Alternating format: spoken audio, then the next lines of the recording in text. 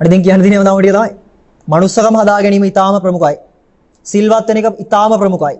මසුරුකම අයින් කරන එක ඉතාම ප්‍රමුඛයි. හරිද? නිදහස් මනසක් ඇති කරගන්න එක අතිශයින්ම ප්‍රමුඛයි. එහෙම වුණොත් තමයි කඩිකුලප්පුවක් නැතුව කියන්නේ මොකක්ද කියලා නිදහසේ අහන්න පුළුවන් වෙන්නේ. නැත්තම් මොකද දන්නවද වෙන්නේ? හාමුදුරුවෝ දැන් කිව්වේ නෑනේ කතාව.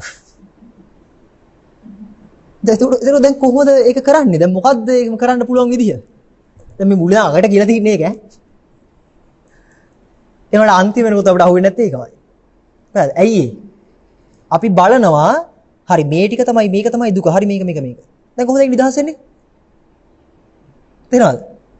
අපි මේකේ අර කලින්ම ෆ්‍රේම් එක පිටින් බහින්න බිනවා. හරිද?